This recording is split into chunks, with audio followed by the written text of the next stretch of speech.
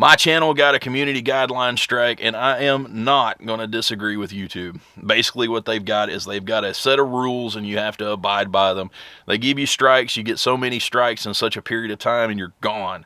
Well, anyway, most guys, when they get a strike, they jump on the camera and they start boo-hooing, and they like, you better find me over on Patreon, you better find me over on this freedom-loving platform, because I'm going to be gone. Well, I'm not doing that. That's not what the intent of this is. I actually agree with YouTube. So what I'm looking at is I'm staring at this email. It said that you violated your community guidelines by this rule, okay? It shows the video, and it says that I manufactured a silencer. All right, let's look at that. Basically what I believe, I'm going to start this off. Like, I am a 2A absolute believer in the Second Amendment. As far as I'm concerned, the ability to manufacture a silencer should be public information. But I also agree with the fact that sometimes these platforms wouldn't want that information there. Let's say that someone made a video showing you how to make a silencer, and then some high-profile shooting happened. When they did their investigation, they found out, well, hey, he figured out how to do this on YouTube. YouTube doesn't want that heat. I will agree with them there. So let's look into what it takes to manufacture a silencer. Manufacturing this thing, I would basically be sitting here telling you, this is the materials I'm going to use. This is the bar stock I'm going to use. This is the lathe. Let's show you how to chuck this thing up. Let's show you how to turn these things. Okay, we did this. We've got successfully blah, blah, blah. We need to do that 8 more times. And we go through steps 1 through 37. We show them point A to B, raw materials to a finished product. Okay, that right there would be worthy of getting a community guideline strike. So, when I went back and looked at the video that they gave me the strike for, yes, I did manufacture that suppressor. It was a Form 1 kit. It was one of them little JK kits back when they made those before the ATF cracked down on them. I did manufacture it, but I did so off camera. So I was pretty fired up. It's like, you're telling me that I could have gone through and showed you how to make this thing, which I actually had guys in the comment section asking me how to do it, and I refused because I didn't want that guideline strike.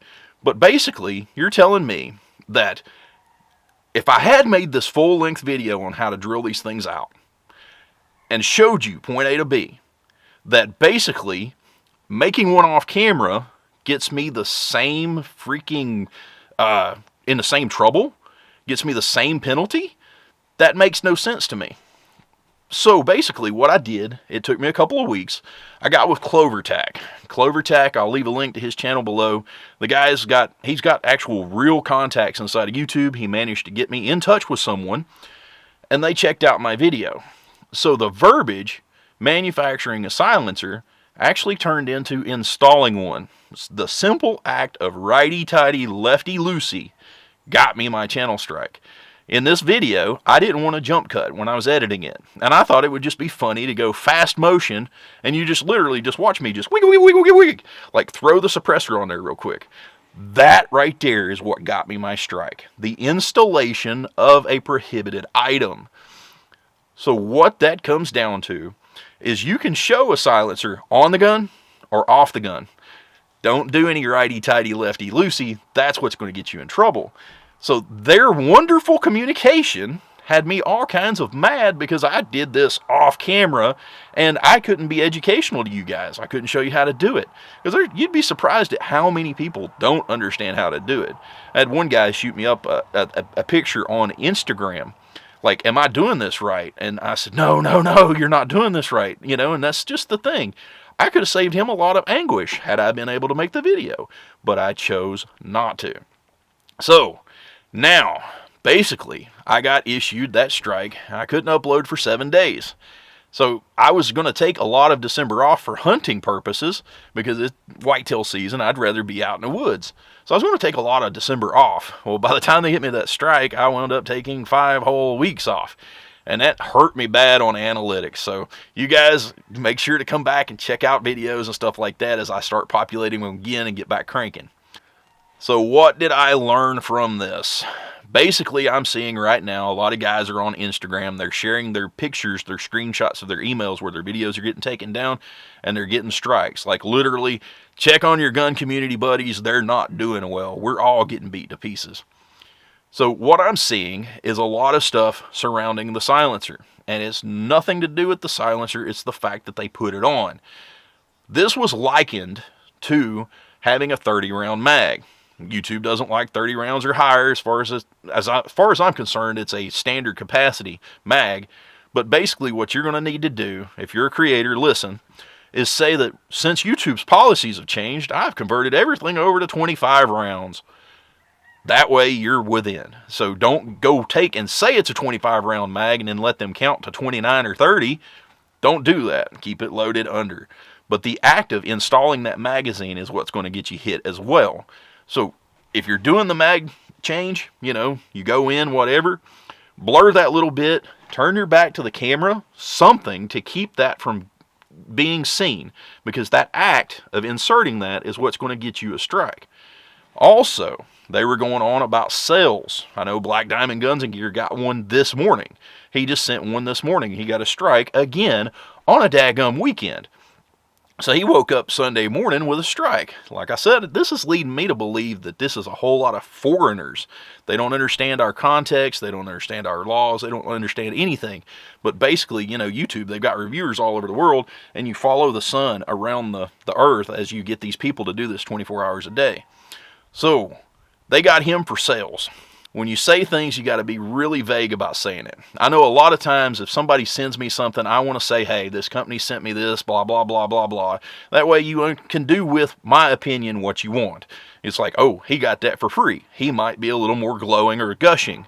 But let's use this as an example, okay? This is a fictitious ammunition company.